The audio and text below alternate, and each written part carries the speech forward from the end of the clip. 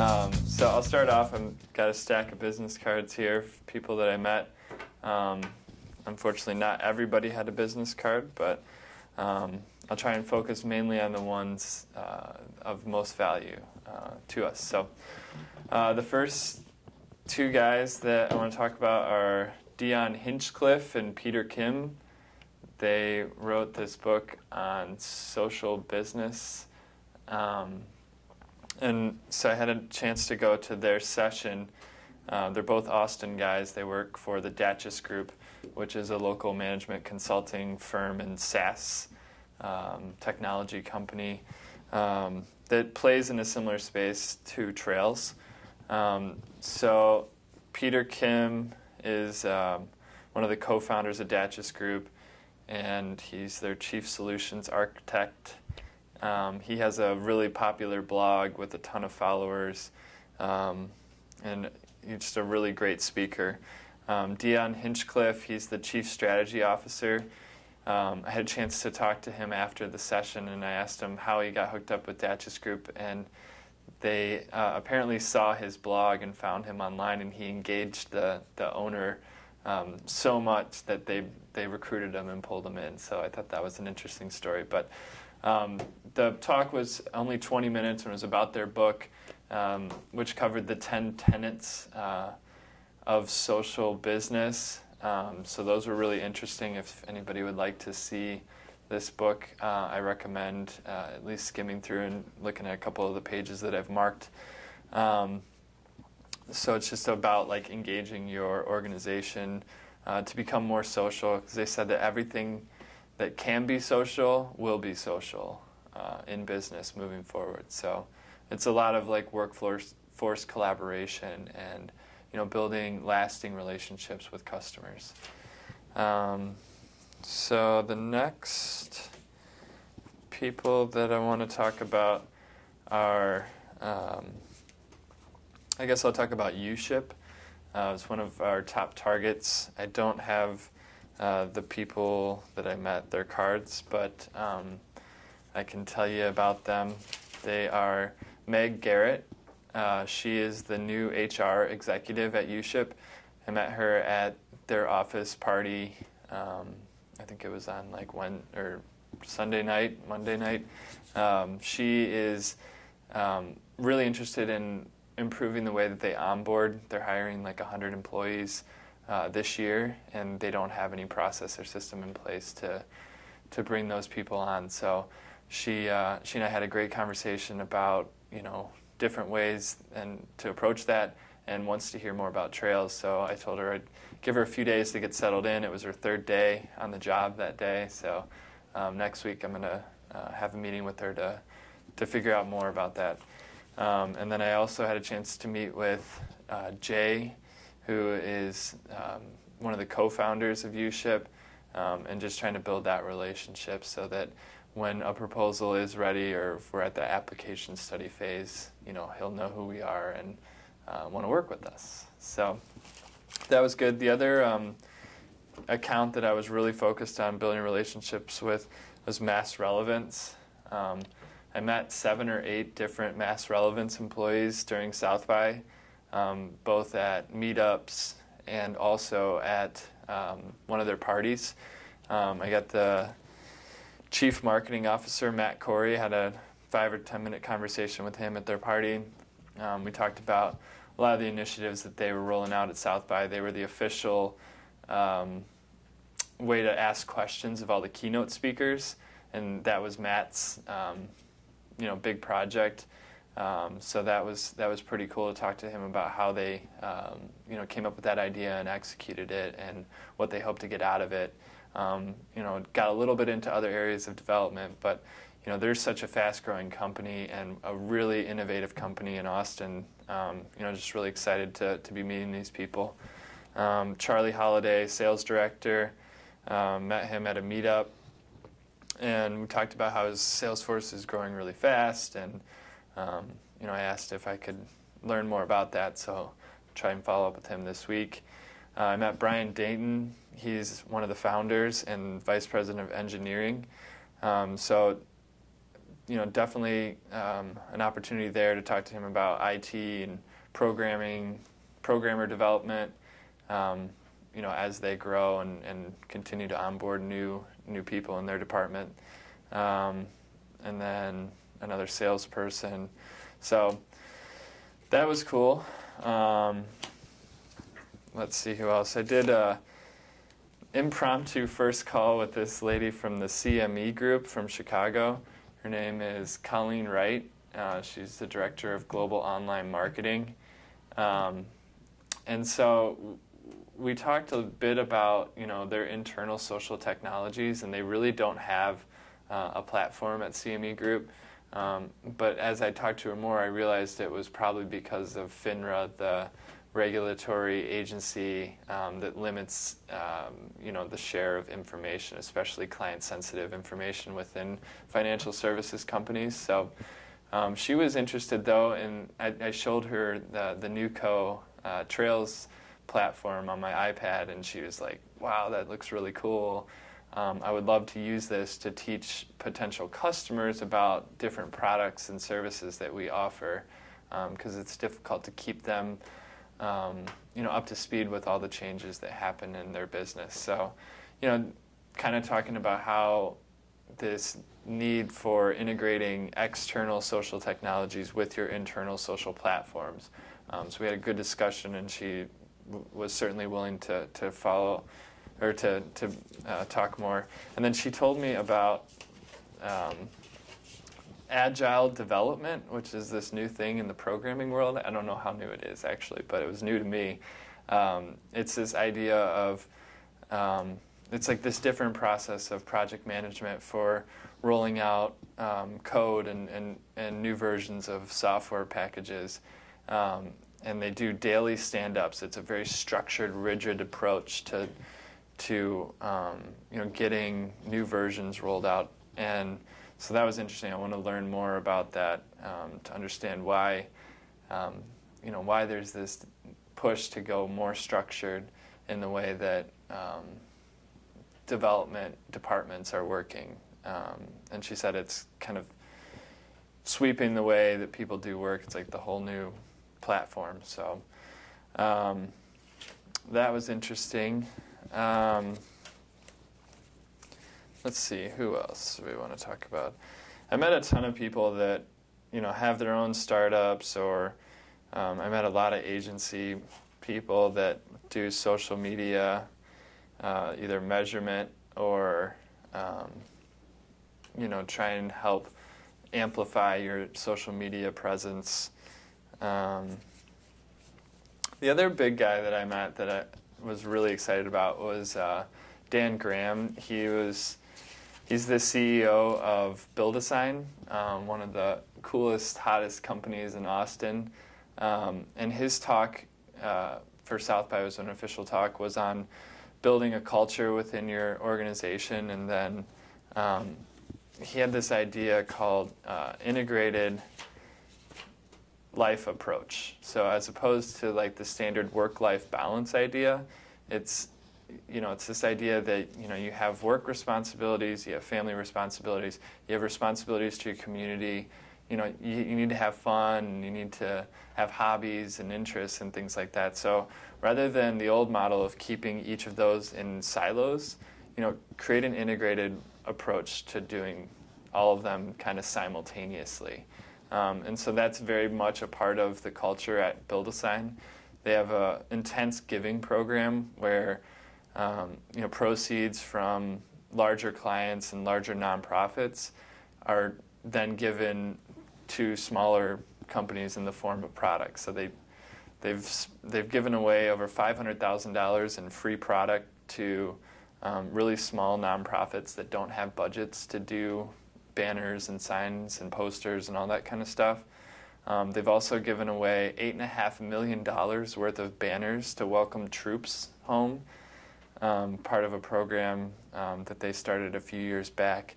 They do create-a-thons where they bring in graphic designers for a 24-hour period, and they match them up with small nonprofits that don't have budgets to do logos and business cards and all that kind of stuff. And within 24 hours, the graphic designers stay up all night, and they create all the designs, and then all the stuff gets produced on site. And so within 24 hours, they have all of this marketing collateral totally free of charge to the nonprofit. So I thought that was really cool. So, and then on the weekends, employees are expected to volunteer and spend their free time doing things for the community. They're allowed to take time off from work to go and volunteer, to a certain degree. And so I thought that was really interesting. And he talked about how, from a hiring standpoint, they start with culture fit first, and then they look at the skills and, experience and everything else. And, they're not afraid to fire on culture. Like, that's something that they do to try and maintain through their growth, the things that make them special and unique and successful. So it was really interesting because he talked a lot about how they're really trying to maintain that culture as they grow. I asked him after I went up and introduced myself, and I said, what are the biggest areas of development that you're working on right now? And he said, creating these micro cultures within the organization where, you have, a value at the top of the organization like innovation. Well, how does that apply to the accounting group? How does that apply to the manufacturing group? How does that apply to the computer programmers? It's different for each of them. So, making actionable items for each of those individuals in those roles is a big focus of theirs that, it all kind of ties together at the top. So he was definitely open to connecting and talking more. I mentioned, that we had a tool or a platform that could assist him with that, and he seemed to be excited to hear more about that. So that was a great meeting. I walked the convention floor, and I met the fine folks at Bloomfire, which is one of our local competitors. Walked in, asked a ton of questions, got a demo of their software platform. They never once asked me what company I worked for.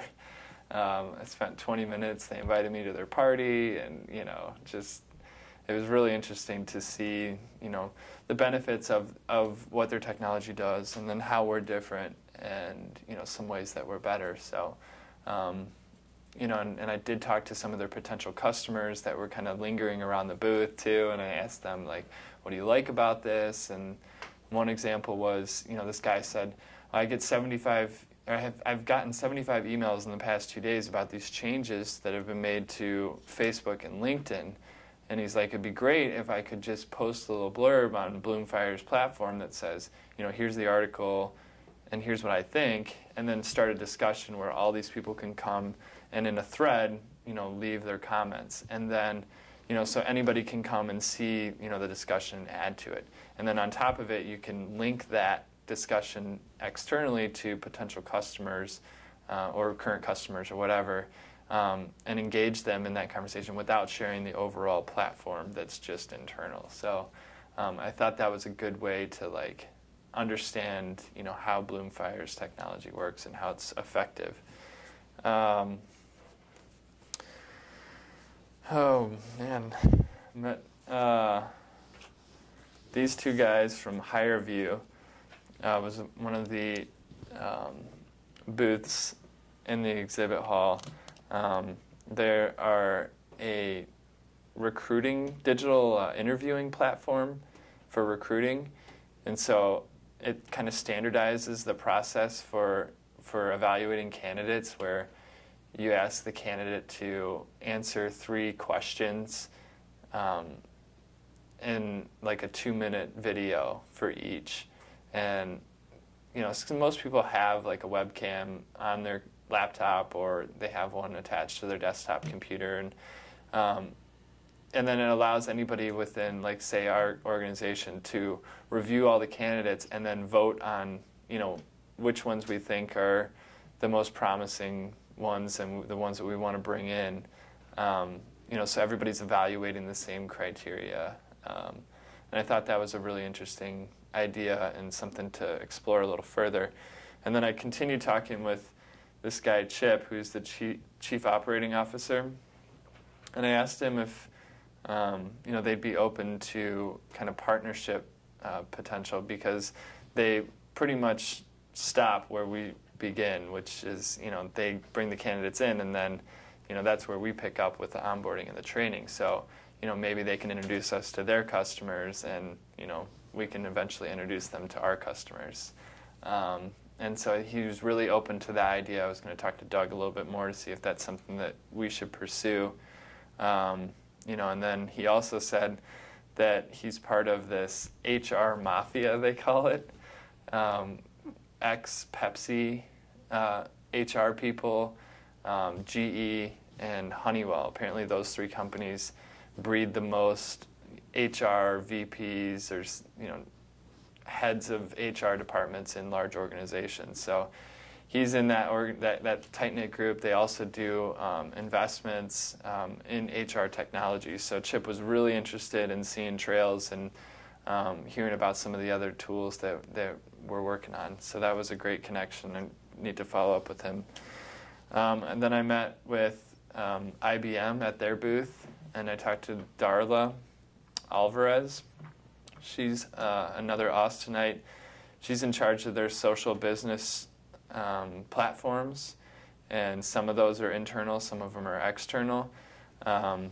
She asked some great questions about trails, and it was really neat to see the difference, having gone around the entire exhibit hall and no one really even looking at my badge or asking me where I'm from. Like, as soon as I walked into IBM, the first thing they did is, before I could even ask them a question, they looked at my badge. Oh, what does Trails do? And did that kind of fact finding. So it was cool. And I complimented them. I said, you guys are the only ones that actually are trying to qualify me before telling me about what you offer, which is the IBM model, and similar to Doug's approach to business development. But a great person to connect with. They have a partnership program where they partner with small organizations, startups that are kind of looking to get up and going. And then what they'll do is they'll share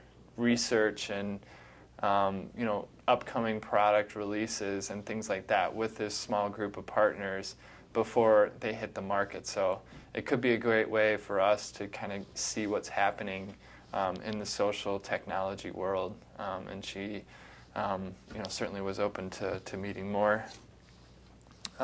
This guy, Curtis, I just randomly started talking to on the street.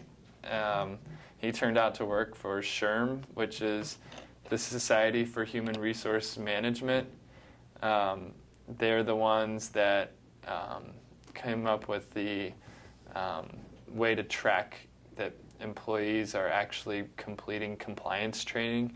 And so he asked if we were SHRM compliant, and I said, we talked about it for Trails, but I don't think we are quite there yet. And he said, oh, why not? And so he really wanted to talk more, and I said, I'd love to show you the platform and get your feedback and hear about your thoughts on what's happening out in the market and where this might fit.